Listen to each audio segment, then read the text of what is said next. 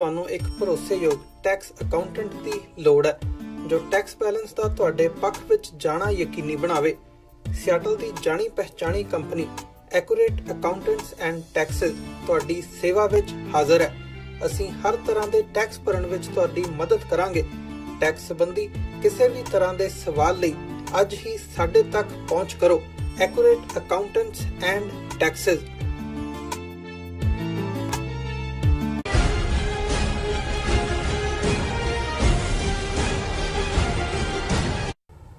Viewers welcome back in our programme. Viewers ਅੱਜ ਦੇ ਅਹਿਮ ਇਸ਼ੂਜ਼ ਤੋਂ ਬਾਅਦ ਹੁਣ ਆਪਾਂ ਗੁਰਮਤ ਵਿਚਾਰਾਂ ਗੁਰਬਾਣੀ ਵਿਚਾਰਾਂ ਡਾਕਟਰ ਸਾਹਿਬ ਕੋਲੋਂ ਉਹਨਾਂ ਦੇ ਵਿਚਾਰ ਪੁੱਛਦੇ ਹਾਂ। ਜੀ ਡਾਕਟਰ ਸਾਹਿਬ ਕੀ ਕਹਿਣਾ ਚਾਹੋਗੇ? ਦੇਖੋ, ਜਿੱਥੇ ਗਰਮੀ ਦਾ ਮੌਸਮ ਇੱਥੇ ਵੀ ਹੈ, ਸਾਡੀ ਧਰਤੀ ਤੇ ਵੀ ਐਨ ਅੱਗ ਵਰਸ ਰਹੀ ਹੈ, ਇਸੇ ਹੋਮਲੈਂਡ ਵੀ ਔਰ ਸਾਡੇ ਲਹਿੰਦੇ ਪੰਜਾਬ 'ਚ ਵੀ ਜੀ। ਔਰ ਗੱਲ ਅੰਬਾਂ ਦੀ ਵੀ ਹੁੰਦੀ ਹੈ ਔਰ ਜ਼ਾਹਰ ਹੈ ਕਿ ਵੀ ਹੁਣ ਤਾਂ ਅੰਬ ਅਸੀਂ ਵੱਢ ਦਿੱਤੇ ਸਾਰੇ, ਨਹੀਂ ਤੇ ਪੰਜਾਬ ਦੀ ਉਸ ਸਰਜ਼ਮੀਨ ਦੇ ਉੱਤੇ ਅੰਬ ਤੇ ਕੋਇਲ ਇਹਨਾਂ ਦਾ ਆਪਸੀ ਬਹੁਤ ਨੇੜਲਾ ਸੰਬੰਧ ਸੀ ਔਰ ਅੰਬ ਜਿਹੜੇ ਨੇ ਉਹ ਖਾਸ ਤੌਰ ਤੇ ਇੱਕ ਟਪਕਾ ਬ੍ਰਾਂਡ ਅੰਬ ਡਿਸਟ੍ਰਿਕਟ ਗੁਰਦਾਸਪੁਰ ਜਾਂ ਈਵਨ ਜਿਹੜਾ ਅੰਬਾਲਾ ਡਿਵੀਜ਼ਨ ਸੀ 47 ਤੋਂ ਪਹਿਲਾਂ ਵੀ ਅੰਬਾਲੇ ਦਾ ਨਾਂ ਹੀ ਅੰਬਾਂ ਵਾਲਾ ਕਰਕੇ ਪਿਆ ਸੀ ਕਿਉਂਕਿ ਅੰਬ ਸਾਰੇ ਇਸ ਖਿੱਤੇ ਦੇ ਵਿੱਚ ਔਰ ਗੁਰਦਾਸਪੁਰ ਜ਼ਿਲ੍ਹੇ 'ਚ ਵੀ ਜਿਹੜਾ ਹੈ ਬਹੁਤ ਵੱਡੀ ਗਿਣਤੀ ਦੇ ਵਿੱਚ ਜਿਹੜੇ ਲੋਕਲ ਅੰਬ ਸੀ ਔਰ ਅੰਬ ਦਾ ਦਰਖਤ ਔਰ ਉਸ ਦੀ ਛਾਂ ਸਮਰ ਦੇ ਵਿੱਚ ਗਰਮੀਆਂ ਦੇ ਵਿੱਚ ਜਿੱਥੇ ਪਿੱਪਲ ਤੇ ਬੋੜ ਤੇ ਦੂਸਰੇ ਪਿੱਪਲ ਤਾਂ ਬ੍ਰਾਹਮਣਾਂ ਨੇ ਲੈ ਲਿਆ, ਉਹਨਾਂ ਦਾ ਦਰਖਤ ਉਹਦੀ ਪੂਜਾ ਤੇ ਲਾ ਦਿੱਤਾ। ਬੋੜ ਜ਼ਾਹਰ ਹੈ ਕਿ ਪਿੰਡਾਂ ਦੀ ਫਿਰਨੀ ਔਰ ਦੂਜੇ, ਲੇਕਿਨ ਅੰਬ ਦੇ ਥੱਲੇ ਬਹਿਣਾ, ਅੰਬ ਦੀ ਛਾਂ ਔਰ ਅੰਬ ਦੇ ਉਸ ਸਵਾਦ ਨੂੰ ਵੀ ਮਾਨਣਾ। ਔਰ ਮੈਂ ਅੰਬ ਤੋਂ ਗੱਲ ਇਸ ਲਈ ਸ਼ੁਰੂ ਕੀਤੀ ਹੈ ਕਿ ਅੱਜ ਜਿਹੜਾ ਸੂਹੀ ਰਾਗ ਦਾ ਸ਼ਬਦ ਗੁਰੂ ਨਾਨਕ ਸਾਹਿਬ ਦਾ ਮਹੱਲਾ ਪਹਿਲਾ ਅਸੀਂ ਵਿਚਾਰ ਹੇਠ ਲਿਆਂਦਾ ਹੈ, ਉਸ ਦੇ ਵਿੱਚ ਗੁਰੂ ਸਾਹਿਬ ਨੇ ਆਪਣੀ ਧਰਤੀ ਦੇ ਉਹਨਾਂ ਅੰਬਾਂ ਦਾ, ਉਹ ਅੰਬ ਦੇ ਦਰਖਤਾਂ ਦੀ ਛਾਂ, ਅਸਮਾਨ ਦੇ ਵਿੱਚ ਕੂੰਜਾਂ, ਹੁਣ ਕੂੰਜ ਦੇ ਨਾਲ ਬਹੁਤ ਕੁਝ ਜੁੜਿਆ ਹੋਇਆ ਔਰ ਈਵਨ ਜਦੋਂ ਸਾਡੇ ਬੱਚੀਆਂ ਜਿਹੜੀਆਂ ਨੇ ਉਹ ਉਹਨਾਂ ਨੂੰ ਦੀ ਰੁਖਸਤਗੀ ਜਿਹੜੀ ਹੈ ਖਾਸ ਤੌਰ ਤੇ ਡੋਲੀ ਤੁਰਨਾ ਜਿਹਨੂੰ ਕਹਿੰਦੇ ਨੇ, ਉਸ ਦੇ ਨਾਲ ਵੀ ਬਹੁਤ ਸਾਰਾ ਫੋਕ ਗੀਤ ਜਿਹੜੇ ਨੇ। ਤੇ ਮੈਂ ਕੂੰਜ ਵਿਛੜ ਗਈ ਡਾਰੋਂ, ਕਿਉਂਕਿ ਕੂੰਜ ਦਾ ਜਦੋਂ ਅਸੀਂ ਦੇਖਦੇ ਹਾਂ ਕਿ ਉਹ ਇੱਕ ਫਾਰਮੇਸ਼ਨ ਦੇ ਵਿੱਚ ਉੱਡਦੀਆਂ ਨੇ ਔਰ ਜੇ ਉਹਨਾਂ ਚੋਂ ਕੋਈ ਇੱਕ ਅੱਧੀ ਪਿੱਛੇ ਰਹਿ ਜਾਏ ਜਾਂ ਹਵਾ ਦੇ ਵਹਿਣ 'ਚ ਤੇ ਉਹ ਜਦੋਂ ਥੱਲੇ ਡਿੱਗ ਪੈਂਦੀ ਸੀ ਜਦ ਉਸ ਦੀ ਜਿਹੜੀ ਕੁਰਲਾਹਟ ਹੈ ਉਹ ਬਹੁਤ ਦਰਦਨਾਕ ਹੁੰਦੀ, ਬਹੁਤ ਉਹਨੂੰ ਤੁਸੀਂ ਉਹਦੀ ਆਵਾਜ਼ ਹੀ ਇੰਨੀ ਸੀ ਜਿਵੇਂ ਸਾਰਾ ਦਰਦ ਉਹਦੇ 'ਚ ਹੈ ਕਿ ਵੀ ਉਹ ਆਪਣੇ ਉਸ ਸਾਰੇ ਸਾਥ ਨਾਲੋਂ ਵਿਛੜ ਗਈ। ਔਰ ਕਿਉਂਕਿ ਜ਼ਾਹਰ ਹੈ ਗੁਰਬਾਣੀ ਦਾ ਜਿਹੜਾ ਰੂਹਾਨੀ ਮੈਸੇਜ ਹੈ ਉਹ ਤਾਂ ਰੂਹ ਦਾ ਵਿਛੋੜ ਹੈ। ਬਿਲਕੁਲ, ਜਦੋਂ ਅਸੀਂ ਆਪਣੇ ਰੱਬ ਨਾਲੋਂ ਮਰਕਜ਼ ਨਾਲੋਂ ਟੁੱਟਦੇ ਔਰ ਇਸ ਧਰਤੀ ਦੇ ਉੱਤੇ ਆਏ ਇਨਸਾਨੀ ਜਾਮਾ ਮਿਲਿਆ, ਮਨੁੱਖ ਜਾਂ ਪੁਰਸ਼ ਜਾਂ ਇਸਤਰੀ, ਬੰਦਾ ਜਾਂ ਔਰਤ ਕਿਸੇ ਰੂਪ ਦੇ ਵਿੱਚ ਵੀ, ਜੇ ਤਾਂ ਸਾਡਾ ਪਾਰਟ ਉਸ ਦੇ ਨਾਲ ਇਸ ਜੀਵਨ ਦੇ ਵਿੱਚ ਵੀ ਜੁੜਿਆ ਰਹੇ ਤੇ ਫਿਰ ਆਨੰਦ ਹੈ, ਸਵਾਦ ਹੈ, ਜ਼ਿੰਦਗੀ ਦਾ ਮਜ਼ਾ ਹੈ, ਹੁਲਾਰ ਹੈ, ਬਲਿਸ ਹੈ।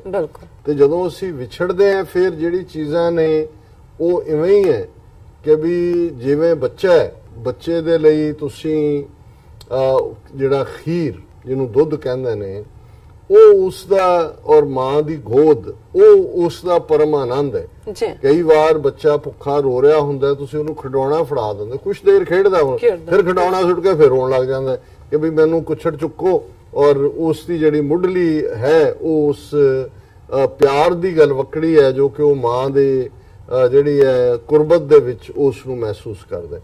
ਸੋ ਗੁਰੂ ਸਾਹਿਬ ਨੇ ਇਸ ਸ਼ਬਦ ਦੇ ਵਿੱਚ ਬੜਾ ਖੂਬਸੂਰਤ ਸ਼ਬਦ ਹੈ ਔਰ ਇਸ ਦੇ ਵਿੱਚ ਇਹ ਸਾਰੇ ਹੀ ਅਲੰਕਾਰ ਵਰਤ ਕੇ ਔਰ ਫਿਰ ਈਵਨ ਇਹ ਵੀ ਹੁਣ ਤਾਂ ਚਲੋ ਜਿਹੜਾ ਇਹ ਕੋਈ ਇਸ ਕਿਸਮ ਦਾ ਨਹੀਂ ਹੈ, ਇੱਕੋ ਹੀ ਪਤਨੀ ਦਾ ਕਾਨਸੈਪਟ ਹੈ ਐਟਲੀਸਟ ਕਾਨੂੰਨ ਦੇ ਥੱਲੇ ਜਾਂ ਸਿੱਖ ਧਰਮ ਦੇ ਹਵਾਲੇ ਨਾਲ ਵੀ, ਲੇਕਿਨ ਜਦੋਂ ਕਈ ਵਾਰ ਰੱਬ ਦੇ ਨਾਲ ਕੁਰਬਤ ਦੀ ਗੱਲ ਦਾ ਗੁਰੂ ਸਾਹਿਬ ਨੇ ਜਿਹੜਾ ਅਲੰਕਾਰ ਇਸਤੇਮਾਲ ਕੀਤਾ ਤੇ ਫਿਰ ਇਵੇਂ ਹੀ ਹੈ ਜਿਵੇਂ ਇੱਕ ਪਤੀ ਦੀਆਂ ਕਈ ਪਤਨੀਆਂ ਹੋਣ ਤੇ ਉਹ ਉਹਨੂੰ ਰੁਝਾਣਾ ਚਾਹਣ ਕਿ ਵੀ ਜਿਸ ਦੇ ਉੱਤੇ ਉਹ ਉਸ ਨੂੰ ਜ਼ਿਆਦਾ ਪਿਆਰ ਕਰੇ।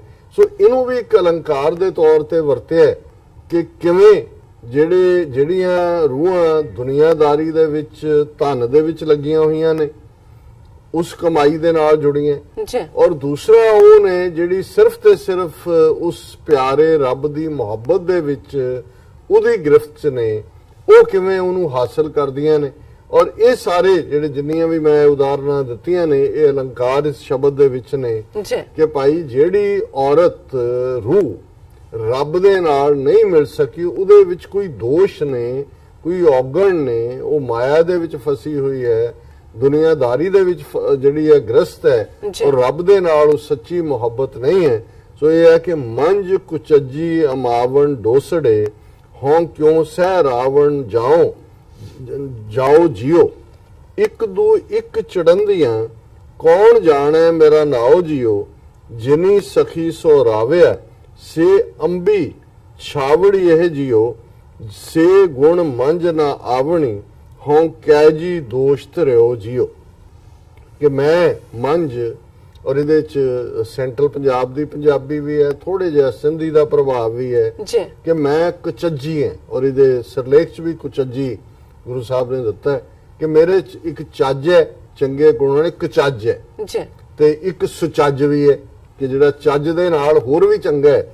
ਮੰਜ ਕੁਚੱਜੀ ਕਿ ਮੈਂ ਬਹੁਤ ਕੁਚੱਜੀ ਹਾਂ, ਅੰਬਾਵਨ ਡੋਸੜੇ, ਅੰਬਾਵਨ ਹੈ ਬਹੁਤ, ਅਮਾਵਨ ਕਿ ਬਹੁਤ ਡੋਸੜੇ ਦੋਸ਼ ਨੇ, ਇਹ ਸਿੰਧੀ ਦਾ ਲਫ਼ਜ਼ ਹੈ ਕਿ ਮੈਂ ਕੁਚੱਜੀ ਹਾਂ, ਮੇਰੇ ਚ ਬਹੁਤ ਸਾਰੇ ਔਗਣ ਨੇ।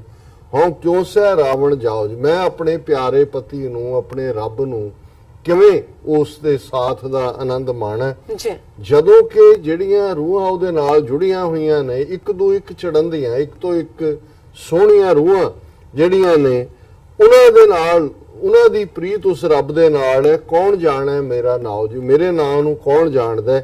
ਔਰ ਜਿਨ੍ਹਾਂ ਚੰਗੀਆਂ ਰੂਹਾਂ ਨੇ ਉਸ ਪਿਆਰੇ ਦਾ ਸਾਥ ਮਾਣਿਆ, ਉਸ ਰੱਬ ਦੇ ਨਾਲ ਕੁਰਬਤ ਹਾਸਲ ਕੀਤੀ, ਸੇ ਅੰਬੀ ਛਾਵੜੀ ਹੈ ਜੀ, ਉਹੀ ਅੰਬਾਂ ਦੀ ਠੰਡੀ ਛਾਂ ਥੱਲੇ ਬੈਠੀਆਂ ਨੇ ਮਾਨੋ, ਕਿਉਂਕਿ ਗਰਮੀ ਦਾ ਮੌਸਮ, ਅੰਬ ਦੀ ਗੱਲ ਇਸ ਦੇ ਰਾਹੀਂ।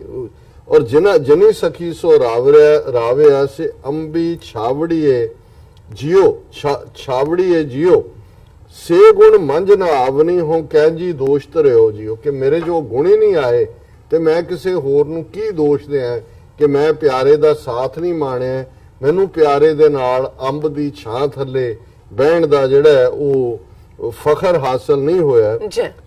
ਕਿਆ ਗੁਣ ਤੇਰੇ ਵਿਥਰਾ ਹੋ ਕਿਆ ਕਿ ਨਾ ਤੇਰਾ ਨਾਉ ਜਿਉ ਇਕਤ ਟੋਲ ਨਾ ਅੰਬੜਾ ਹੋ ਸਦ ਕੁਰਬਾਨੇ ਤੇਰਾ ਜਾਓ ਜਿਉ।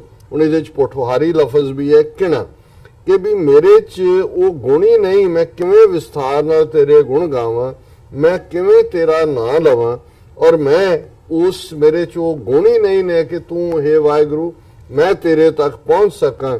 ਤੇ ਜੇ ਮੈਂ ਪਹੁੰਚ ਜਾ ਕਦੇ ਤੂੰ ਮੈਨੂੰ ਮਿਲ ਪਏ ਤੇ ਹੋਂ ਸਦ ਕੁਰਬਾਨੇ ਤੇਰਾ ਜਾਓ ਜਿਉ, ਮੈਂ ਤੇਰੇ ਤੋਂ ਬਲਿਹਾਰ ਜਾਵਾਂ। ਔਰ ਫਿਰ ਗੁਰੂ ਸਾਹਿਬ ਨੇ ਫਰਮਾਇਆ ਸੋਇਨਾ ਰੂਪਾ ਰੰਗਲਾ ਮੋਤੀ ਤੈ ਮਾਣਕ ਜਿਉ ਸੇ ਵਸਤੂ ਸਹਿ ਦਿੱਤੀਆਂ ਮੈਂ ਤਿੰਨ ਸਿਉ ਲਾਇਆ ਚਿਤ ਜਿਉ। ਸੋਇਨਾ ਸੋਨੇ ਨੂੰ ਕਹਿੰਦੇ ਨੇ, ਰੂਪਾ ਚਾਂਦੀ ਨੂੰ ਕਹਿੰਦੇ ਨੇ, ਔਰ ਮੋਤੀ ਤੇ ਮਾਣਕ ਜਿਹੜਾ ਹੈ ਉਹ ਲਾਲ ਨੂੰ ਕਹਿੰਦੇ ਨੇ। ਮੋਤੀ ਨੇ, ਪਰਲਸ ਨੇ, ਕਿ ਵੀ ਬਹੁਤ ਸਾਰੀ ਦੁਨੀਆ ਇਹਨਾਂ ਚੀਜ਼ਾਂ ਦੇ ਵਿੱਚ ਫਸੀ ਹੋਈ ਹੈ। ਸੇ ਵਸਤੂ ਸਹਿ ਦਿੱਤੀਆਂ ਕਿ ਵੀ ਇਹ ਵੀ ਤੇਰੀਆਂ ਦਿੱਤੀਆਂ ਚੀਜ਼ਾਂ ਸੀ, ਪਰ ਮੈਂ ਤੇਰੇ ਨਾਲ ਪਿਆਰ ਕਰਨ ਦੀ ਥਾਂ ਇਹਨਾਂ ਚੀਜ਼ਾਂ ਦੇ ਨਾਲ ਪਿਆਰ ਪਾਇਆ, ਇਹਨਾਂ ਦੇ ਵਿੱਚ ਮੈਂ ਫਸ ਗਈ ਮੇਰੀ ਰੂਹ। ਮੰਦਰ ਮਿੱਟੀ ਸੰਧੜੇ ਪੱਥਰ ਕੀਤੇ ਰਾਸ ਜਿਉ ਹੋ ਇਨੀ ਟੋਲੀ ਪੁਲੀਸ ਤਿਸ ਕੰਤ ਨਾ ਬੈਠੀ ਪਾਸ ਜਿਉ। ਕਿ ਇਹ ਮਿੱਟੀ ਦੇ ਬਣੇ ਵੱਡੇ ਵੱਡੇ ਘਰ ਔਰ ਇਹ ਪੱਥਰ ਜਿਹੜੇ ਨੇ ਉਹਨਾਂ ਦੇ ਨਾਲ ਤਾਂ ਮੈਂ ਪ੍ਰੀਤ ਪਾ ਲਈ, ਪਰ ਮੈਂ ਤੇਰੇ ਤੋਂ ਭੁੱਲ ਕੇ, ਤੂੰ ਆਪਣਾ ਮੇਰਾ ਕੰਤ ਹੈ, ਮੈਂ ਤੇਰੇ ਕੋਲ ਨਹੀਂ ਬੈਠੀ, ਮੈਂ ਮਾਇਆ ਦੇ ਵਿੱਚ ਹੀ ਗਲਤਾਨ ਰਹੀ। ਅੰਬਰ ਕੂੰਜਾਂ ਕੁਰਲੀਆਂ ਬਗ ਬੈਠੇ ਆਏ ਜਿਉ। ਕਿ ਅੰਬਰ ਦੇ ਵਿੱਚ ਕੂੰਜਾਂ ਜਿਹੜੀਆਂ ਨੇ, ਜਿਹੜੀਆਂ ਤੇ ਪਿਆਰ ਦੇ ਵਿੱਚ ਜਾ ਰਹੀਆਂ ਨੇ, ਤੇ ਇੱਕ ਜਿਹੜੀਆਂ ਨੇ ਵਿਛੜੀਆਂ ਹੋਈਆਂ ਨੇ, ਕੁਰਲਾਟ ਚ ਨੇ, ਮੈਂ ਉਹਨਾਂ ਵਾਂਗ ਬਗ ਬੈਠੇ ਆਏ ਜਿਉ। ਹੁਣ ਬਗ ਬਗਲੇ ਨੂੰ ਕਹਿੰਦੇ ਨੇ, ਬਗਲਾ ਚਿੱਟਾ, ਪਰ ਜਦੋਂ ਜਵਾਨੀ ਗੁਜ਼ਰ ਜਾਏ ਚਿੱਟੇ ਵਾਲ ਆ ਜਾਂਦੇ ਨੇ ਸਿਰ ਦੇ ਵੀ ਦੂਜੇ ਵੀ। ਸੋ ਇਹ ਵੀ ਰਿਮਾਈਂਡਰ ਹੈ ਕਿ ਮੇਰੀ ਜਵਾਨੀ ਲੰਘ ਗਈ, ਮੈਂ ਤੈਨੂੰ ਰਿਝਾਇਆ ਨਹੀਂ ਔਰ ਹੁਣ ਵਗ ਬੈਠੇ ਆਏ ਜੀਓ, ਹੁਣ ਵਾਲ ਵੀ ਚਿੱਟੇ ਹੋ ਗਏ ਨੇ, ਬੁਢਾਪਾ ਜਿਹੜਾ ਆ ਕੇ ਬਹਿ ਗਿਆ। ਸਾ ਤਨ ਚੱਲੀ ਸਹੁਰੇ ਕਿਆ ਮੂੰਹ ਦੇਸੀ ਆਗਿਆ ਜਾਏ ਜੀ। ਹੁਣ ਮੌਤ ਵੀ ਆ ਰਹੀ ਹੈ, ਸਭੇ ਸਹੁਰੇ ਵੰਝਣਾ ਸਭ ਨੇ, ਤੇ ਮੈਂ ਹੁਣ ਜਾ ਕੇ ਕੀ ਮੂੰਹ ਦਿਖਾਵਾਂਗੀ ਆਪਣੇ ਉਸ ਪਿਆਰੇ ਨੂੰ, ਆਪਣੇ ਉਸ ਘਰ ਦੇ ਵਿੱਚ। ਸਾ ਧਨ ਚੱਲੀ, ਧਨ ਕਹਿੰਦੇ ਨੇ ਇਸਤਰੀ ਨੂੰ, ਉਹ ਇਸਤਰੀ ਸਹੁਰੇ ਚੱਲੀ, ਕਿਆ ਮੂੰਹ ਦੇਸੀ ਆਗਿਆ ਜਾਏ ਜਿਓ। ਸੁੱਤੀ ਸੁੱਤੀ ਝਾਲ ਥੀਆ ਭੁੱਲੀ ਵਾਟੜੀ ਆਸ ਜਿਓ, ਤੈਸੈ ਨਾਲੋਂ ਮੁੱਤਿਆਸ ਦੁੱਖਾਂ ਕੂ ਤਰਿਆਸ ਜਿਓ। ਝਾਲ ਕਹਿੰਦੇ ਨੇ ਸਵੇਰ ਨੂੰ, ਕਿ ਸੁੱਤੀ ਰਹੀ ਮੈਂ ਸਾਰੀ ਜ਼ਿੰਦਗੀ, ਸੁੱਤਿਆਂ ਲੰਘ ਗਈ, ਅੱਗੋਂ ਸਵੇਰਾ ਯਾਨੀ ਕਿ ਹੁਣ ਜਦੋਂ ਪ੍ਰਭਾਤ ਆ ਗਈ, ਮੌਤ ਦਾ ਵੇਲਾ ਆ ਗਿਆ, ਤੇ ਮੈਨੂੰ ਖਿਆਲ ਆਇਆ ਕਿ ਮੈਂ ਤਾਂ ਭੁੱਲੀ ਵਾਟੜੀ ਆਸ, ਮੈਂ ਤਾਂ ਰਾਹ ਹੀ ਭੁੱਲੀ ਬੈਠੀ ਰਹੀ, ਔਰ ਮੈਂ ਤੇਰੇ ਨਾਲੋਂ ਮੁੱਤਿਆਸ ਹੁੰਦਾ ਵਿਛੜਨਾ ਵਿਛੜੀ ਰਹੀ, ਦੁੱਖਾਂ ਕੂ ਤਰਿਆਸ ਜਿਓ। ਇਹਦੇ ਚੋਂ ਹੀ ਇਹ ਦੁੱਖ ਪੈਦਾ ਹੋਏ। ਅਖੀਰ ਗੁਰੂ ਸਾਹਿਬ ਫਰਮਾਉਂਦੇ ਨੇ, ਤੁਧ ਗੁਣ ਮੈਂ ਸਭ ਅਵਗਣਾ, ਇੱਕ ਨਾਨਕ ਕੀ ਅਰਦਾਸ ਜਿਓ, ਸਭ ਰਾਤੀ ਸੁਹਾਗਣੀ ਮੈਂ ਦੁਹਾਗਣ ਕਾਈ ਰਾਤ ਜਿਓ। ਕਿ ਤੇਰੇ 'ਚ ਹੀ ਸਾਰੇ ਗੁਣ ਨੇ, ਮੈਂ ਅਵਗੁਣਾ ਦੀ ਭਰੀ ਹੋਈ ਰੂਹ ਹਾਂ। ਮੇਰੀ ਇਹੀ ਅਰਦਾਸ ਹੈ ਕਿ ਬਾਕੀ ਸਾਰੀਆਂ ਜਿਹੜੀਆਂ ਪਿਆਰ ਕਰਨ ਵਾਲੀਆਂ ਰੂਹਾਂ ਨੇ ਉਹ ਤਾਂ ਸੁਹਾਗਣਾ ਨੇ, ਉਹਨਾਂ ਨੂੰ ਇਹ ਵਾਹਿਗੁਰੂ ਪਤੀ ਮਿਲ ਪਿਆ, ਮੈਂ ਦੁਹਾਗਣ ਕਾਈ ਰਾਤ ਜਿਓ। ਮੇਰੀ ਇਹ ਰਾਤ ਜ਼ਿੰਦਗੀ ਦੀ ਕਿਵੇਂ ਬੀਤੇਗੀ, ਕਿਉਂਕਿ ਮੈਂ ਸੁਹਾਗਣ ਨਹੀਂ ਹੈ, ਮੈਂ ਦੁਹਾਗਣ ਹੈ, ਮੈਂ ਆਪਣੇ ਪਿਆਰੇ ਨਾਲੋਂ ਵਿਥ ਪਾਈ ਹੋਈ ਜੀ। ਡਾਕਟਰ ਸਾਹਿਬ ਤੁਹਾਡਾ ਬਹੁਤ ਬਹੁਤ ਸ਼ੁਕਰੀਆ, ਤੁਸੀਂ ਅੱਜ ਦੇ ਅਹਿਮ ਇਸ਼ੂ ਤੇ ਅੱਜ ਦਾ ਵਿਚਾਰ ਸਾਡੇ ਦਰਸ਼ਕਾਂ ਨਾਲ ਸਾਂਝਾ ਕੀਤਾ। ਆਪਣੇ ਨਾਲ ਲੈਣੇ ਆਪਣੇ ਵਿਊਅਰਸ ਕੋਲ ਇਜਾਜ਼ਤ। ਵਿਊਅਰਸ ਤੁਹਾਡਾ ਬਹੁਤ ਬਹੁਤ ਸ਼ੁਕਰੀਆ, ਤੁਸੀਂ ਆਪਣੇ ਕੀਮਤੀ ਸਮੇਂ ਵਿੱਚ ਸਮਾਂ ਕੱਢ ਕੇ ਸਾਨੂੰ ਆਪਣੀ ਰਾਏ ਤੇ ਸੁਝਾਅ ਭੇਜੇ ਨੇ, ਤਾਂ ਭੇਜਦੇ ਰਹਿਣਾ ਸਾਡੇ ਇਸ ਪਤੇ ਤੇ SOS@tvreform.tv ਤੇ। ਅਸੀਂ ਆਪਣਾ ਪ੍ਰੋਗਰਾਮ ਲੈ ਕੇ ਫਿਰ ਦੁਬਾਰਾ ਤੁਹਾਡੇ ਸਨਮੁਖ ਹੋਵਾਂਗੇ। ਤਦ ਤੱਕ ਲਈ ਮੈਨੂੰ ਤੇ ਆਪਣਾ ਸੁਣਾ ਗਿਆ ਦਿਓ। ਦੇਖਦੇ ਰਹੋ TV 4, ਬੁਲਾ ਦਿਓ ਫਤਿਹ। ਵਾਹਿਗੁਰੂ।